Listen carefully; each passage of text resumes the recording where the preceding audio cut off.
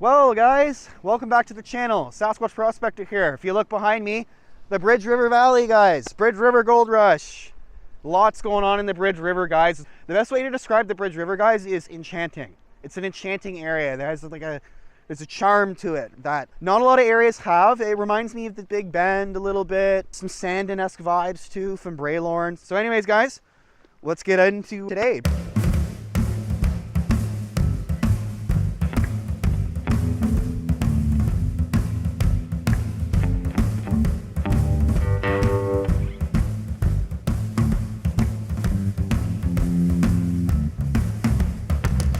Alrighty guys, so here we are, Lillooet, downtown Lillooet. This is the Lillooet Museum / Visitor Center. Great little place. I don't think it's open now.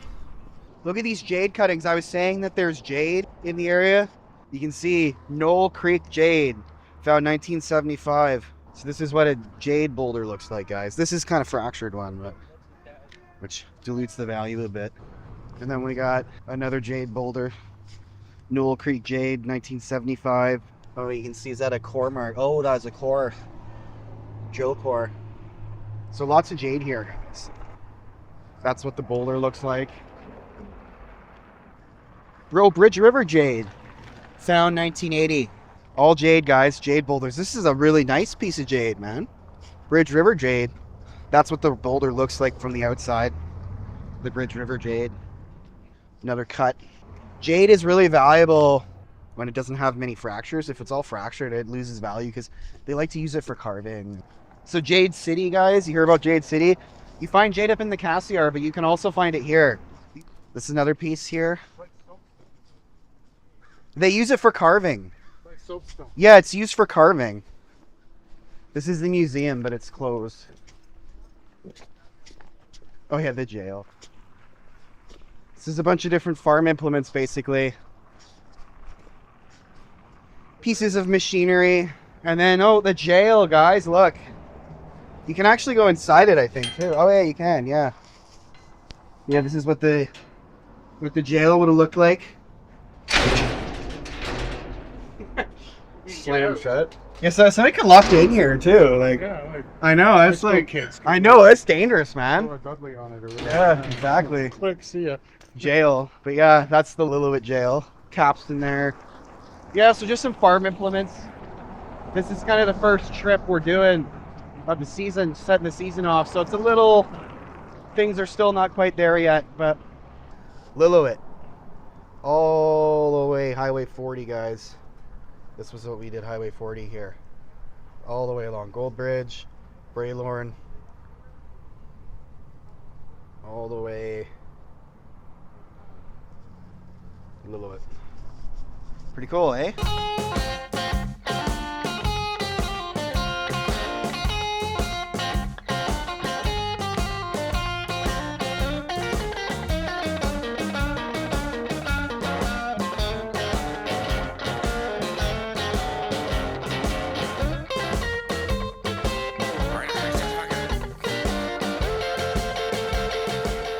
They run a shuttle service from Lillooet to Seatin Portage. So you can come in if you want a U-Train bus. You come to Lillooet, you got to call in advance and coordinate to get tickets. You can take the shuttle from Lillooet to Seatin Portage. It's a little train shuttle. It's about 20 kilometers of track. You spend the day in Seatin, you know, spend the night at the lodge maybe, and then you come back to Lillooet the next day on the train. It's like a whole thing. It goes right along Seatin Lake. It's a really cool trip, guys. Alrighty guys, so I was talking about the Seatin Canal, like the Seatin Dam, and then there's the Seatin Canal that carries the water to the powerhouse in Lillooet. Well, this is it, guys. So pull over there. There's a parking lot there. BC Hydro authorized parking lot. Yeah, BC Hydro authorized parking lot. Seatin Dam. We were at the Liilowet, or Downton Reservoir. So check it out now, guys. We're now at the bottom. So the Liilowet, Downton Lake is the first. That's the beginning. That's where everything starts up in the mountains. All that snow and meltwater accumulates. Then it comes down into Carpenter Lake.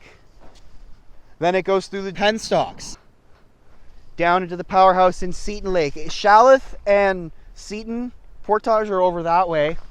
The rail line goes that way over there, And then that's the dam, guys. That's the Seatin Dam. So you can see when you drive past it on the road, you've got the Seatin Dam right here, which is the last dam in the chain. And this was built to raise the water level. They wanted to leverage the drop from where we are here in Cayush Creek down to Lillooet as much as they could. So this is why they used the Seatin Dam, because they wanted to extract as much power as they could from the Bridge River power system. So they built this dam, and it only raised the water level about 10 feet, but it's enough to basically provide a good amount of water. And then basically it gets funneled into the canals. You can see they're not generating power here, guys. What they're doing is they're blocking Seatin Lake off, and then they're letting little bit of water go through into the Seatin Canal, and then the water goes down through the Seatin Canal into the powerhouse. And then once it's in the powerhouse, that's when it goes into the Fraser finally, and that's it. Got that really nice watercolor too. But that's the Seatin Dam, guys. You can see the gate there for the water, spillway gate. Those look like trash racks for the dam. Strong currents, yeah, no kidding.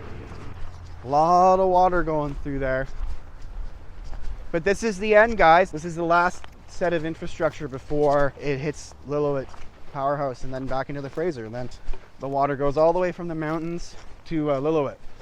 This is the Seatin Canal, guys.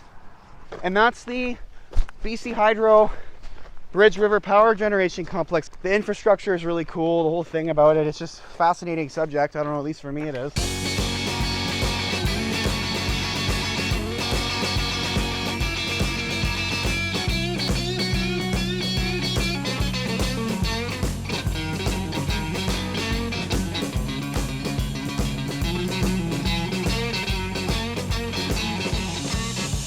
Alrighty, guys, here we are.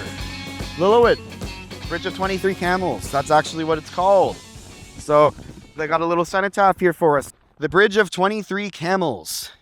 So named to commemorate British Columbia's first and last experience with camels, 23 of which were imported in 1862 by John C. Calbraith of Seatin Portage to pack supplies from Lillooet to the Upper Caribou. The experiment failed when the Bactrian camels were found to frighten horses, domestic animals, and even humans. They were turned loose, and most of them were never seen again. A few survived, and the last died in 1905 after many years as a ranch pet. The Bridge of 23 Camels was officially dedicated by the Honorable William R. Bennett, Premier of the Province of British Columbia, September 22nd, 1980. Some stuff over here about the gold, because there's a whole bunch of gold rushes going on in Lillooet. There's several. In 1846, Hudson's Bay chief factor James Douglas sent Alexander C. Anderson to find an all-British route for fur brigades from New Caledonia to the Pacific coast. Anderson explored the series of rivers, lakes, and First Nations trails between Harrison Lake and Lillooet, but concluded that a short season of unloading and portaging goods made the route as impractical as the Fraser River. 10 years later, Douglas began supplying First Nations with hand tools to collect placer gold for trade in the Fraser watershed, while American miners trickled in from Oregon Territory. Douglas sent a shipment of gold to San Francisco Mint in 1857. Word got out and the stampede was on. By 1858, there were more than 30,000 miners along the Fraser River, and they faced a winter without resupply. Douglas contracted Otis Parsons to build a pack trail along the route Anderson explored with the labor supplied by the miners themselves. 2 years later, the Royal Engineers upgraded the trail into a wagon road, and 3 new steamboats were built to operate on the lakes between Harrison and Lillooet. Lillooet became an important mining center and transportation hub, with a cable ferry across the Fraser operated by Parsons. Without any formal authority over the vast inland territories of New Caledonia and its multitude of First Nations, Douglas was determined it would not become part of the U.S. He forced the miners to submit to British authority by charging them for permits. California newspapers encouraged miners to travel via Washington Territory, saying that within a year, New Caledonia would be part of the U.S. Open warfare raged between First Nations and the U.S. cavalry south of the border. The majority came via Victoria and paid their dues. Douglas traveled to the Fraser Canyon with a small escort of British Marines to maintain order between the miners and First Nations, with diplomacy rather than force. Systemic assembled at Lillooet, rightfully saying that since the gold was in their territory, the miners should pay them to mine it. They also expressed their fear the mining would impact salmon runs, but the Boston men were many and the King George men few. Douglas could only assure the systemic they would be treated in all respects as Her Majesty's other subjects. Magistrates would tend to their compliments, and they might hold mining claims on the same terms as other miners. Queen Victoria approved the measures Douglas took and proclaimed the colony of British Columbia, and the newly arrived judge Matthew Bailey Begbie swore him in as its governor in November of 1858. The miners then pushed into the goldfields further north. Douglas sent the Royal Engineers to build a road for them. Lillooet became mile zero of the Caribou Road and blossomed into the largest settlement north of San Francisco, with the population of 16,000 at its peak. More on the Bridge River power, eh? Sasquatch just never stops. So this is a Pelton wheel. I'd assume one of the Pelton wheels that they put in the Bridge River power generators would kind of make sense. So these are the kilowatt sculptures, guys. Artistic, play on the Bridge River power generation. Hydro, very important to this region. Lots of jobs too, BC Hydro. So you can see the construction, Bridge River powerhouse. The end of the Bridge River, basically, guys. Downtown reservoir, Lillooet Dam, right? This is the Lillooet Lake, Lillooet Dam, Gold Bridge, Braylorn. So first one in the system, Lillooet Dam, downtown reservoir. Carpenter Reservoir, second one in the system. Super, super important. Why? You see these two green lines here? Those are the penstocks. These penstocks literally go down the mountain into Seatin Portage Shalloth. That water goes through the turbines and then empties out into Seatin Lake Reservoir. And then the Seatin powerhouse is right down in Lillooet. And then this is the Bridge River course. So it starts just past the Lillooet downtown reservoir, goes up all the way out, and it discharges into the Fraser. And this whole region is considered gold country. And we've got Gun Creek, Tyotin Creek, all the gold creeks of the region. So if you go over here, guys, there's some cool jade. I was saying that Lillooet is known for its jade mining, guys. I've seen some really nice specimens of jade around here. Yeah, so this is Cassiar jade, guys. So this is not from this region. This is from the Cassiar. Nice piece of jade, though. Lillooet's microclimates allow for diversity. Many unique microclimates. It's one of the warmest and driest parts of BC, attracting wildlife such as mountain goats, bighorn sheep, bats, snakes. Shaded by the mountains on the west, while the east side gets more direct sunlight. Lillooet soil was deposited 7,000 years ago as glaciers retreated. Alrighty, guys, so we're leaving Lillooet for now. We'll be back. Got a lot to cover in Lillooet, but we're going to finish the rest of the Fraser Canyon gold route. So we're going to go up near Fountain and Pavilion, and Fountain and Pavilion are kind of the end of the Fraser Canyon gold rush in this part of the Fraser. We're going to follow the PGE, otherwise known as the Pacific Great Eastern Railway, now BC Rail. They run from Vancouver to Prince George and even further up. Really cool drive, some nice corners on this road. Gold, guys, Pavilion and Fountain was found right up all the way to basically Pavilion, and then once you kind of hit Pavilion after that, it wasn't as wonderful.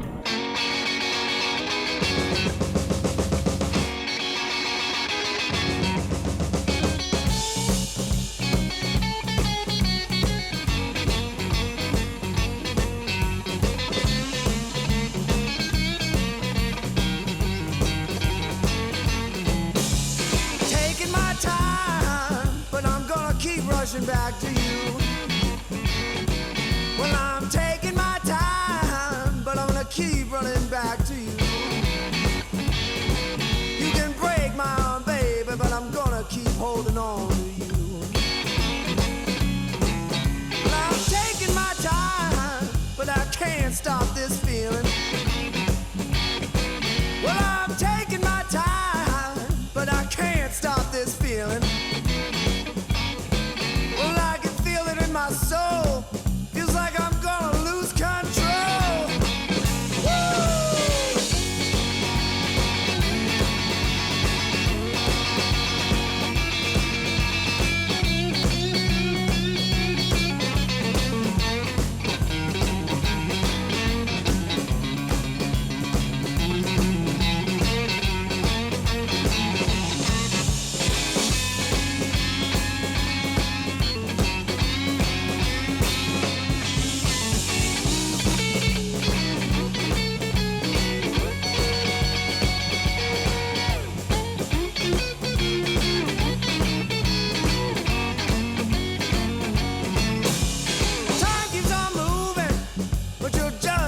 still.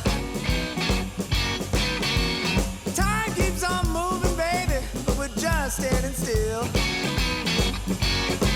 But when we get to grooving, we're gonna find ourselves a little thrill. 'Cause we're taking our time. Taking our time. And I'm taking my time. Taking my time. Yes, I'm taking my time. Taking my time. Well, I'm taking my time. Taking my time. Well, I'm taking my time, but I'm gonna keep rushing back home to you.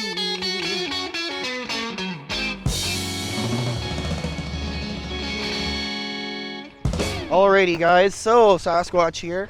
Beautiful evening on Kamloops Lake, I must say. Wow. Love this viewpoint, guys. This is a great viewpoint on the Highway 1.